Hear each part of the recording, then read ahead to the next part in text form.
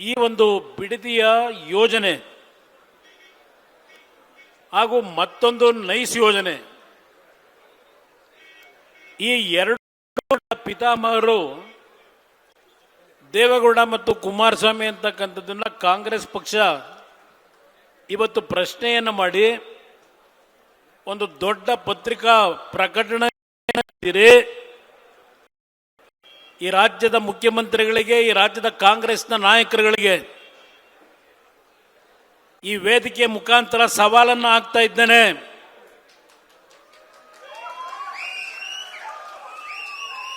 ಈ ಎರಡು ವಿಷಯಗಳ ವಿಷಯದಲ್ಲಿ ಹೌದಪ್ಪ, ನಾವು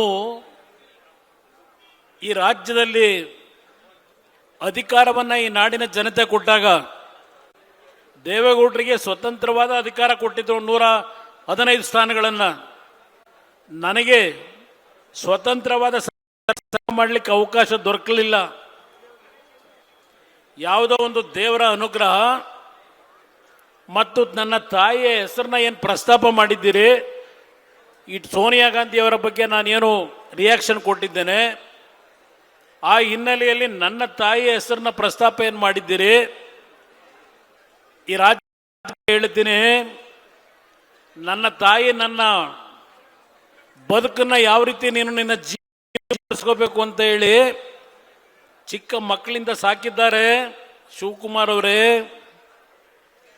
ನೀವೇನು ನನಗೆ ಪ್ರಶ್ನೆ ಮಾಡಿದ್ದೀರಿ, ಈ ಸಭೆಗೆ ನಾನು ಬರೋದಕ್ಕಿಂತ ಮುಂಚೆ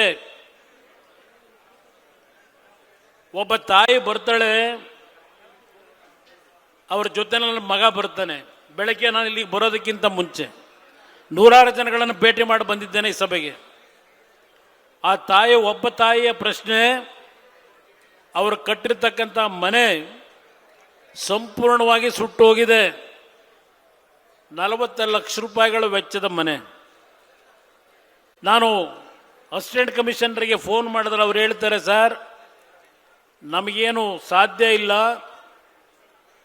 ಇವರಿಗೆ ಪರಿಹಾರ ಕೊಡಲಿಕ್ಕೆ, ಏನಾದರೂ ಮುಖ್ಯಮಂತ್ರಿಗಳ ಪರಿಹಾರದ ನಿಧಿಯಿಂದ ಕೊಡಲಿಕ್ಕೆ ವಿಶೇಷ ಪ್ರಕರಣ ಅಂತ ಕೊಡಬಹುದು, ನಮಗೆ ಆ ಶಕ್ತಿ ಇಲ್ಲ ಸರ್ ಅಂತಕ್ಕಂಥ ಮಾತು ಹೇಳ್ತಾರೆ. ಆ ತಾಯಿ ಬಿಕ್ಕಿಸ್ಕೊಂಡು ಅಳುತ್ತಾಳೆ. ಏನಾದರೂ ನಮ್ಮ ಕುಟುಂಬ ಬೀದಿಗೆ ಏನು ಬಂದಿದ್ದೀವಿ, ನೆರಳಿಲ್ಲ, ನಿಮ್ಮನ್ನು ಬಂದಿದ್ದೇವೆ ಉಳಿಸಿ ಅಂತಕ್ಕಂಥದ್ದಕ್ಕೆ ನನ್ನ ಮುಂದೆ ಇವತ್ತು ಬಂದಂಥದ್ದು ಒಂದು ಪ್ರಕರಣ. ಮತ್ತೊಂದು ಪ್ರಕರಣ ಇಲ್ಲೆಲ್ಲೋ ನಮ್ಮ ಇಂಡಿ ತಾಲೂಕಿನ ಬಿ ಡಿ ಪಾಟೀಲ್ ಇರಬೇಕಿಲ್ಲಿ ಈ ಸಭೆ ಒಳಗೆ. ಆ ಬಿ ಡಿ ಪಾಟೀಲ್ ಅವರ ಇಂಡಿ ಕ್ಷೇತ್ರ ಬಿಜಾಪುರ ಒಬ್ಬ ಬರ್ತಾರೆ, ಅದೆಂಥದೋ ಮುತ್ತೂಟ್ ಬ್ಯಾಂಕು 10 ಲಕ್ಷ ರೂಪಾಯಿನ ಮನೆ ಕಟ್ಟಲಿಕ್ಕೆ ಸಾಲ ತಗೊಂಡಿದ್ದೇವೆ, ಈಗ ಅವ್ರು ನೋಟಿಸ್ ಕೊಟ್ಟು ಮನೆ ಖಾಲಿ ಮಾಡಿ ಬೀದಿಗೆ ಬರ್ತೀವಿ ಅಂತ ಹೇಳಿ ಆ ತಾಯಿ ಮಗಳು ನನ್ನ ಕಾಲಿಡ್ಕೊಳ್ಳಿಕ್ಕೆ ಬರ್ತಾರೆ. ಶಿವಕುಮಾರ್, ಕಾಂಗ್ರೆಸ್ನ ಮಹಾನ್ ನಾಯಕರೇ, ನಿಮ್ಮ ಮುಂದೆ ಇಂಥ ಪ್ರಕರಣ ಎಷ್ಟು ಜನ ಬರ್ತಾರೆ?